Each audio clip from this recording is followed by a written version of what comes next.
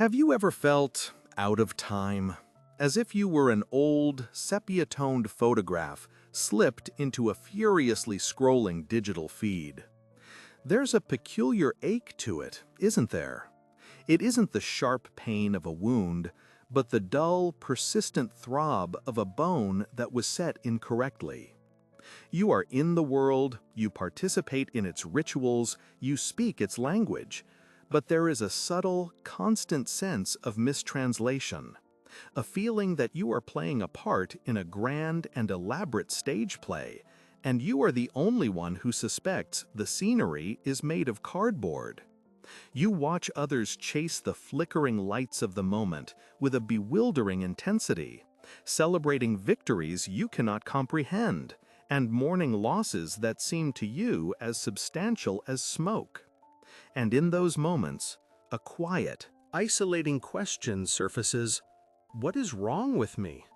You must have missed the distribution of the rulebook, a meeting where the fundamental objectives of the game were explained. You are surrounded by people, millions, perhaps billions of them, all seemingly running in the same direction, and you are standing still, not out of defiance, but out of a profound, unshakable confusion. They seem to be dancing to a music you cannot hear. Or perhaps, more accurately, you do hear the music, and it is this very hearing that is the problem. You hear the notes, and they sound thin, dissonant, terribly, terribly repetitive. But what if I were to propose something else? What if that feeling of being out of sync, of being one step behind or 1,000 miles away, is not a sign that you are broken? What if it is not a symptom of failure, but a signal of a much deeper, much older form of perception? Consider that this dissonance you feel is not a flaw in your hearing, but the natural response of a finely tuned instrument to a world that has become profoundly out of tune. What if your feeling of being lost is, in fact, the first stirrings of finding a way that has long been forgotten? This loneliness you carry is not the emptiness of absence, but the weight of a presence, the presence of a knowledge, a quiet knowing that the frantic game being played all around you is just that, a game. And the most exhausting thing in the world is pretending you do not know this. You are not failing to keep up.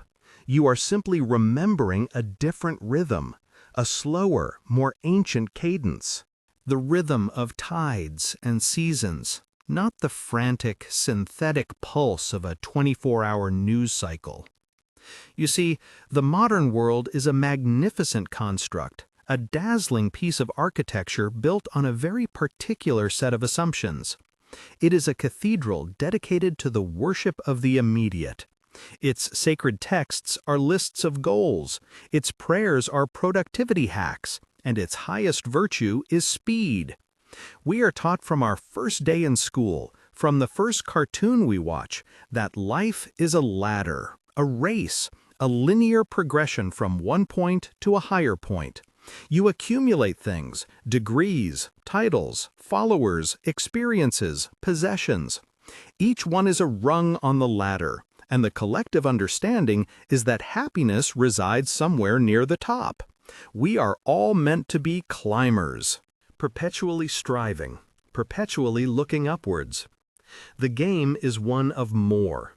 More success, more connection, more information, more stimulation. It's a game of acceleration. If you are not moving forward, you are falling behind. If you are not busy, you are lazy. If you are not producing, you are worthless. And this game requires a tremendous amount of shared pretense. We must all agree, for instance, that a number in a bank account is a definitive measure of a person's value. We must agree that being recognized by strangers is a worthy life's ambition. We must agree that a life without constant, quantifiable achievement is a life wasted. We have built a vast and intricate social machine that runs on this fuel, the fuel of comparison, of desire, of perpetual insufficiency. And for the machine to run smoothly, its participants must remain slightly, manageably unhappy. They must always want the next thing. The machine requires you to believe that the key to your contentment is just outside of you, available for purchase, for download, for achievement. Now, your pain, your sense of alienation, comes from a very simple place. You are beginning to see the machine. You are like a child at a magic show who, instead of watching the magician's waving hands, happens to glance at the curtain and sees the assistant hiding behind it with the rabbit. Once you have seen that, you cannot unsee it. You can pretend to be amazed when the rabbit appears, you can applaud with the rest of the audience, but you will never again be truly under the spell. Your exhaustion is not born of your personal failures within the game. It is the profound, soul-deep weariness that comes from the constant, draining effort of pretending. Pretending that the job title matters as much as everyone says it does. Pretending that the latest political outrage is a unique cataclysm and not just another turn of the same old wheel. Pretending that the curated happiness you see on screens bears any resemblance to the messy, beautiful, contradictory reality of a human life. Your spirit is exhausted because it is being asked to contort itself every single day into a shape that is foreign to its nature. It is the exhaustion of a river being forced to flow uphill. It is the quiet agony of a deep truth being forced to pay lip service to a popular lie. The world is not sick, necessarily, but it is deeply, profoundly asleep. And you, my friend, are starting to wake up, and that is the loneliest feeling of all. This is the great and beautiful secret. The things you have identified as your greatest flaws are, in fact, the glimmers of your deepest strengths. They are the evidence of your awakening. Let us take them one by one and hold them up to the light. You feel a profound disinterest in what the world calls important. The shifting tides of celebrity gossip, the quarterly earnings reports, the minute-by-minute dramas of social media, they wash over you, leaving you unmoved. You have been told this is apathy, that you are detached, cynical, or simply not engaged. But look closer. Is it really a lack of interest? Or is it a conservation of it? You have a finite amount of attention, of care, of genuine emotional energy. It is a precious, non-renewable resource. The world would have you spend it like a drunken sailor, tossing it away on 1,000 trivialities, 1,000 manufactured crises. But you, instinctively, hold it back. It is not that you don't care, it is that you care so deeply you cannot afford to spend your care on things that do not have weight, on things that do not nourish the soul. Your spirit has an innate sense of nutritional value. It knows the difference between the empty calories of gossip and the rich sustenance of a quiet moment in nature or a conversation that touches upon the real. Your disinterest is not a void. It is a finely honed filter. It is the wisdom of a gardener who knows that to grow one magnificent rose, you must refrain from watering 100 weeds. You are not apathetic. You are focused. Your soul is simply on a different economy, one that values depth over breadth, meaning over noise. Then there is the loneliness that finds you even in the middle of a crowd. You can be at a party, surrounded by laughter and conversation, and feel a sense of isolation so profound it is almost a physical presence. You have likely concluded that you are socially awkward, that you are unlikable, that you simply do not know how to connect. But consider this: what if you are not seeking connection, but communion? The modern world specializes in connection. It is a vast network of wires and signals, of likes and follows, and brief transactional exchanges. We have more ways to connect with more people than at any time in human history, over 7 billion of us, and yet we have never lonelier. This is because connection is a matter of bandwidth, while communion is a matter of depth. Connection is exchanging data. Communion is sharing a state of being. What you long for is the silent understanding that can pass between two people in a shared moment of quiet. You long for the conversation that is not a performance, not a competition, but a mutual exploration. You long to take off the mask and find that the other person is not horrified, but relieved, because they too are tired of wearing theirs. The reason you feel lonely in a crowd is because a crowd is a place of 1,000,000 masks, of 1,000 superficial connections. It is a shallow bay, teeming with frantic activity on the surface. But your nature is that of the deep ocean. You cannot thrive there. You are not built for the glittering surface. You require the silence, the pressure, the profound, dark stillness of the depths. Your loneliness is not a sign of your inability to connect. It is the homing signal of a soul that is searching for the genuine article in a world full of clever reproductions. It is a sign of your integrity. You are unwilling to accept a substitute for the real thing, even when the substitutes are offered in abundance. Let's speak of the exhaustion, the weariness that settles into your bones. A fatigue that no amount of sleep can seem to cure. You call it burnout, or depression, or maybe just age. But look at its source. It is not the fatigue of hard labor. It is the fatigue of translation. Every day you are engaged in a constant act of translation. You are translating the complex, nuanced, paradoxical language of your inner world into the simple, binary, declarative language of the outer world. You have to translate the quiet joy of watching the light change on a wall into a socially acceptable answer to the question, "What did you do this weekend?" You have to translate the vast, swirling universe of your feelings into a single, tidy emoji. You have to translate your intuitive understanding of a situation into a bullet-pointed argument for a business meeting. This act of translation is unending, and it is utterly draining. Imagine you are a poet forced to work as an accountant. You spend all day reducing the infinite, messy beauty of human enterprise into neat columns of numbers. You can do the job, you might even be good at it, but it will kill something inside you. It will exhaust you on a level that has nothing to do with how many hours you work. This is your life. You are a poet of the human spirit, and you live in the age of the spreadsheet. Your fatigue is the cry of your native language being suppressed. It is the psychic cost of pretending that you are a simpler being than you actually are. It is the strain of a three-dimensional soul being flattened into a two-dimensional world. When you finally get a moment alone, you are not just resting your body, you are allowing your soul to finally breathe, to return to its native, complex, untranslatable shape. And what about that uncanny and often uncomfortable ability you have to see patterns, to see the end in the beginning? You watch a new company rise with meteoric speed, and you feel a quiet sense of foreboding because you see the same arrogance that has brought down 1,000 others.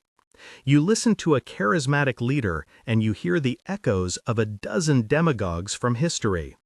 You see a couple in the first flush of love and can already sense the seeds of the conflict that will eventually tear them apart. This is often mistaken for cynicism. People will tell you to be more positive, to live in the moment, to not overthink things. But it is not cynicism, it is wisdom. It is the perspective of someone who is not watching the movie for the first time. You have seen this story before. Perhaps not in this exact life, this exact body, but the soul memory is there. The archetypes are familiar. You have seen how ambition curdles into greed. You have seen how passion cools into duty. You have seen how revolutions become the new tyrannies. This is why you cannot get swept up in the collective hysteria, whether it is a wave of euphoria or a wave of panic. You are standing on a high hill, watching the river of time flow by. You can see the bends in the river that are invisible to those who are being carried along in the current. This vantage point is a lonely one. It robs you of the comfort of shared illusion. But it also gives you a profound and unshakable sense of perspective. You are not a cynic. You are a historian of the human heart. You have read the book so many times, you have its rhythms memorized. This is not a curse, it is a form of sight. Finally, there is your deep, almost physical aversion to the modern cult of the hustle. The relentless pressure to be optimizing, to be scaling, to be building a personal brand, to be turning every hobby into a side gig. This way of life feels to you like a violation. You have been called lazy, unmotivated, lacking in ambition. But again, you are misunderstanding the very nature of your being.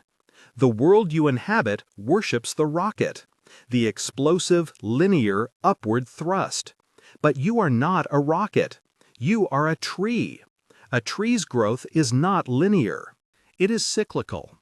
It has seasons of explosive growth in the spring, but it also has seasons of deep, quiet withdrawal in the winter. From the outside, a tree in winter looks dead. It is producing nothing. It is not hustling. It is dormant. But it is in this dormancy that the most important work is being done. The roots are deepening. Energy is being stored. The plan for the spring is being laid in the silent darkness. The world would have you be in a perpetual spring, always blossoming, always producing leaves and fruit. It sees winter as a failure, a state to be avoided. But you, in your bones, understand the necessity of winter. You understand that periods of fallowness, of quiet, of unproductivity are not wasted time. They are the essential counterpart to growth. Your resistance to the hustle is not laziness. It is your soul's allegiance to a more natural, more sustainable, more ancient rhythm. It is the wisdom of the oak tree that refuses to be rushed, that knows its strength comes from the slowness of its growth and the depth of its roots, not the speed of its ascent. It is an act of profound ecological sanity in a culture that has declared war on its own nature. And so, you see, it all begins to shift. The very things that have caused you such pain are reframed not as liabilities, but as assets of a different order. Your loneliness is the measure of your desire for truth. Your disinterest is the precision of your focus. Your exhaustion is the price of your depth. Your cynicism is the clarity of your vision. Your laziness is your connection to a wiser, more natural rhythm. You are not broken. You are not wrong. You are an antibody. You are the immune system of humanity, reacting against a fever of distraction and triviality. When you begin to accept this, something remarkable happens. The frantic struggle ceases. You stop trying to fix yourself. You stop trying to learn the rules of the game you were never meant to play. You stop apologizing for your own nature. A quiet settles in. It is not the silence of resignation, but the silence of alignment. You are no longer fighting the current. You have realized you are not a boat struggling against the river. You are the river. Your path is not to become more like the people on the shore, but to become more fully the river that you are. This does not mean the world magically changes. The noise will still be there. The frantic dancing will continue. The game will go on. But it will no longer have the same power over you. You will learn to watch it with a kind of compassionate detachment, the way one might watch a storm from a well-built house. You feel the rumble, you see the lightning, but you are no longer out in the rain, terrified of being struck. You become a quiet presence in the world, a point of stillness in the chaos. The loneliness may not disappear entirely. How could it? When you speak a language that few others understand, a certain solitude is inevitable. But its quality will change. It will transform from the painful isolation of the outcast into the dignified solitude of the lighthouse keeper. You are on your own, yes, but you have a purpose. Your light is a beacon for other ships, for other souls who are also tired of the storm, searching for a shore they are not even sure exists. You do not need to shout. You do not need to convince anyone. You only need to be what you are, to tend to your own light. So the next time you feel that old familiar ache of not belonging, do not push it away. Do not pathologize it. Do not numb it. Instead, I invite you to do something radical. Be still. Listen to it. Treat it not as an enemy, but as a messenger, a guide. Ask it, with genuine curiosity, what are you trying to show me? What shallow pretense are you asking me to release? What deeper truth are you pointing me toward? That feeling is your compass. It is the unwavering needle of your soul, forever pointing away from the glittering, noisy, temporary distractions of the manufactured world and toward the silent, eternal, and authentic truth of who you really are. You are not lost. You are, at long last, finding your way home. And the path home is not a path of fitting in, but of finally, peacefully, and courageously standing out.